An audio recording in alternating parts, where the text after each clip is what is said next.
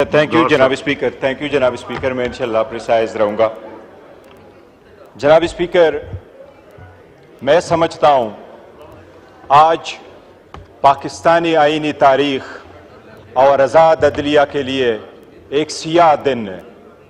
आज जो तरामीम होनी इस आईन में होने जा रही है, ये वो आईन है जिसके इब्तिदाई अल्फाज यही है कि अदलिया आज़ाद होगा, लेकिन इन तरामीम के पास होने के बाद अदलिया को हमेशा के लिए महकूम बनाया जाएगा।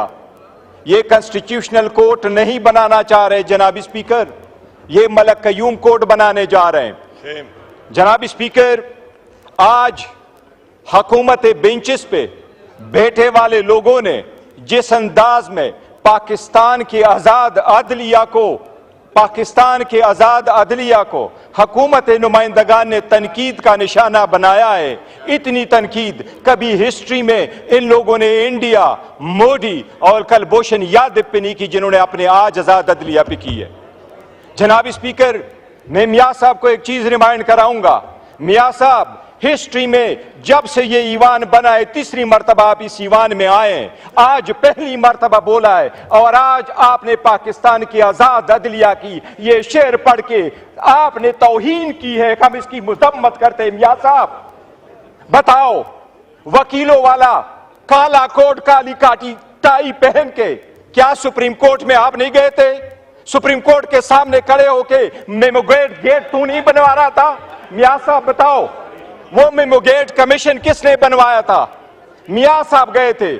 वो मियाँ साहब अपने काला कोट काली टाई पहन के मियाँ साहब ने केसरगू किया था, और वो कमीशन वो बनवाया था जिसका सरबराह काजी फायजीसा था। जनाब स्पीकर, बड़े सारे अच्छे जजेस गुजरे हैं, पाकिस्तान के चीफ जस्टिस अच्छे गुजरे हैं, लेकिन इंशाल्लाह काजी फायजीसा साहब जाएंगे तो लोग हिस्ट्री लिखेंगे और हिस्ट्री में जस्टिस मुनीर को लोग भूल जाएंगे।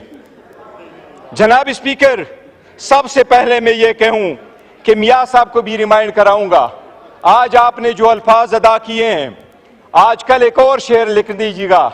आप अपने उन अल्फाज को भी याद रखो जो आजाद अदलिया, तो क्या आपके अल्फाज बैनुल अक़वामी अदालत में पाकिस्तान के खिलाफ इस्तेमाल हुए, उसके हक में भी एक शेर लिख दीजिएगा।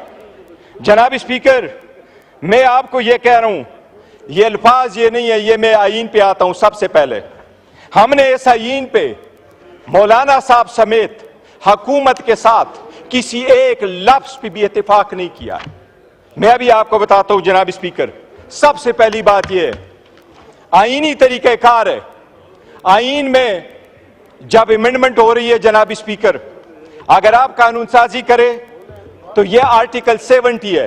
आर्टिकल 70 कानून साजी के लिए है, आर्टिकल 80 आपके मनी बिल की कानून साजी के लिए है, और आईन के लिए आपका 239 आर्टिकल है, आपका रूल्स 156 है।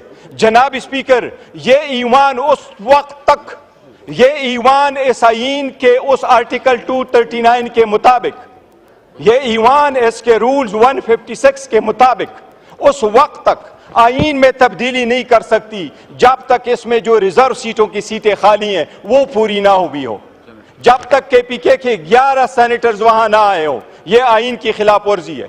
जनाब स्पीकर, मैं ये आपके नोटिस गुजार करा दूं, पाकिस्तान की सुप्रीम कोर्ट में एज ऑफ 16 सितंबर, ये डेटा मैंने सुप्रीम कोर्ट से लिया था, 16 सितंबर को लिया था, जब 15 सितंबर को ये कॉन्स्टिट्यूशनल अमेंडमेंट नहीं कर सके। जनाब स्पीकर, 65,200 केसेस इस वक्त सुप्रीम कोर्ट में पेंडिंग है। 65,200 केसेस में 148 केसेस कॉन्स्टिट्यूशनल है और 28 केसेस वो सो मोटो है। 176 केस की आड़ में ये कॉन्स्टिट्यूशनल कोर्ट बना रहे। जनाब स्पीकर, ये कॉन्स्टिट्यूशनल कोर्ट ऐसे नहीं बना रहे, ये चाह रहे हैं कि ये जिस तरीके से जजेस को महकूम करना चाहते हैं, ये चाहते हैं हर एक अदालत इनके मातहत हो। इसमें हैंड पिक जजेस को ये उठाएंगे। वज़ीर आज़म पहली मर्तबा चीफ जस्टिस की तैनाती करेगा, जजेस की वो तैनाती करेगा और उसके साथ रखेगा। जनाब स्पीकर, एक चीज रिकॉर्ड पे लाऊं, आपने कमेटी बनाई इस ईवान की कमेटी में हर पॉलिटिकल पार्टी का नुमाइंदा शामिल था। आपने वो ईवान की कमेटी जब बनाई थी, उससे सबसे पहले ये तजवीज़ उमर अयूब खान साहब की थी, उसमें पार्लियामेंटेरियन का जिक्र था। जनाब स्पीकर, 10 प्रोसीडिंग्स हुई है। आपको सिर्फ ये मैं रिकॉर्ड बताता हूं, आप देख लीजिएगा। ये कानून साजी होते हुए सिर्फ ये नहीं है कि आइन की खिलाफ वर्जी हो रही है, इस ईवान को मिसलीड किया गया। मैं शाह साहब का भी रिमाइंड कराऊंगा, शाह साहब खुर्शीद शाह साहब मर थे, उसके साथ भी धोखा हुआ है, आपने उसका नोटिस लेना है। जब कमेटी बनी, खुर्शीद शाह साहब चेयरमैन हुए, तो मैंने मुखातिब करके खुर्शीद शाह साहब को कहा, मैंने कहा शाह साहब बड़ी जिम्मेदारी है, ये जिम्मेदारी निभा पाओगे? शाह साहब ने जवाब नहीं दिया था। जनाब स्पीकर, ये जब कमेटी में हम आए, सबसे पहला ड्राफ्ट इनकी खुर्शीद शाह साहब की जो कमेटी थी, जिस तरह रोयत हिलाल कमेटी को कभी चांद नजर नहीं आता, खुर्शीद शाह की कमेटी को कभी मुसव्विदा नजर नहीं आता। ये तो अच्छा हुआ मौलाना पापुल जैद थे कि उसने लीक करवाया। जनाब स्पीकर, ये पहला ड्राफ्ट जब लीक हुआ, मैंने वजीर कानून साहब को कहा आपका ड्राफ्ट लीक हुआ है, क्या ये आपका ड्राफ्ट है? उसने एडमिट नहीं किया। सबसे पहला ड्राफ्ट रिकॉर्ड के मुताबिक जनाब स्पीकर 17 तारीख को हमारे पास आया, 56 आर्टिकल पे मुश्तमिल। आखिरी ड्राफ्ट ये आपके मेरे साथ हाथ में जनाब स्पीकर, ये वो ड्राफ्ट है जो मैंने अपने आमिर डोगर से नहीं लिया। ये वो ड्राफ्ट है जो मैंने पुलेन साहब को बुलाया, मैंने पुलेन साहब से कहा आप मुझे अपना ड्राफ्ट दे दे। वो कौन सा ड्राफ्ट है? ये वो ड्राफ्ट है जो खुर्शीद शाह साहब की कमेटी ने फाइनल किया। जनाब स्पीकर, सारे पार्लियामेंटेरियन के सामने इसने ये दावा किया कि ये ड्राफ्ट फाइनल है, ये पार्लियामेंट की तरफ से जा रहा है, ये ईवान में जब ड्राफ्ट आएगा वो इसके मुताबिक होगा। ये पुलेन साहब इनकी तरफ बैठे हुए हैं, उनसे आप पूछ ले। जनाब स्पीकर, ओवरनाइट क्या हुआ कि आपने ये मंजूर शुदा, हमारे तरफ से नहीं, मैं रिकॉर्ड पे दो चीजें आपको कहूं। हम उस ईवान पार्लियामेंट का हिस्सा थे, उस कमेटी का हम हिस्सा इसलिए थे कि उसमें लफ्ज लिखा था कि ये पार्लियामेंटेरियंस के लिए बनी है। हमने पार्लियामेंटेरियन का इशू उसके अंदर लाया था। हमने इस ईवान में बारहा उनको कहा था कि आपका कोई मैंडेट नहीं है कि आइन के आईनी तरमीम का मुसव्विदा आप तय कर ले। ये हम बारहा लेके आ चुके थे, हम मौलाना साहब के साथ भी थे। मैं रिकॉर्ड पे कहना चाहता हूं जनाब स्पीकर, हमने किसी के साथ इस ड्राफ्ट के एक लफ्ज पे भी इत्तेफाक नहीं किया था, बिकॉज हम समझते थे ये इलेजिटिमेट है, ये इसका प्रोसेस नहीं है। लेकिन जनाब स्पीकर, ये ड्राफ्ट आज आपके सामने वजीर कानून ने रखा, इसको सिर्फ देख ले। ये जो खुर्शीद शाह साहब की कमेटी ने भेजा, इनको कमिट किया, ये फुलेन साहब सामने बैठे हैं कि हमको कहा इसमें से एक लफ्ज नहीं होगा, वो खुर्शीद शाह साहब बैठे हैं कि इसमें से कमी नहीं आएगी। अब मैं आपको ये बता रहा हूं जनाब स्पीकर, ये क्या कर रही है हुकूमत एक चॉकलेट के कोडेड करके अवाम को जहर दे रही है, अदलिया को तकसीम कर रही है, अदलिया को महकूम बना रही है। मैं अभी आपको बताता हूं, ये ड्राफ्ट मंजूर शुदा था।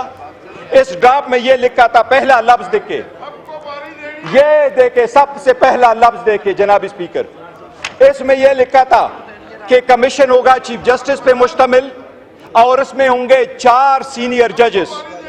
आपने इसको क्यों चेंज किया? यह हुकूमती ड्राफ्ट में क्यों चेंज आया? दूसरी बात, यह कमेटी आपने बनाई जिसमें से जजेस की अपॉइंटमेंट होना था, इनके अल्फाज में आपने तय्युर क्यों डाला, 230 क्यों डाला? आपने दूसरे लफ्ज इसमें लिखा जनाब स्पीकर, ये आपके सामने गोशगुजार कराता हूं, ये कमेटी के सीनियर जजेस को किसने चेंज किया? ये चौथा आपके सामने लेके आ जाता हूं जनाब स्पीकर, कमेटी ने कोई भी इस बात पे इत्तेफाक नहीं किया था, कमेटी में कोई भी आर्टिकल 202A नहीं था, कमेटी ने कोई अप्रूवल नहीं दी थी, कमेटी ने कभी नहीं कंसिडर किया था कि हाई कोर्ट के लेवल पे भी कॉन्स्टिट्यूशनल बेंचेस होंगे। जनाब स्पीकर, ये आपने की कॉन्स्टिट्यूशन कमेटी थी, ये खुर्शीद शाह साहब ने नोट भेजा था, ये ईवान के साथ भी फ्रॉड हुआ है, जो ऐसा ड्राफ्ट आया है जो ईवान ने नहीं भेजा। जनाब स्पीकर, मैं 3 चीजों का अर्ज करता हूं जी।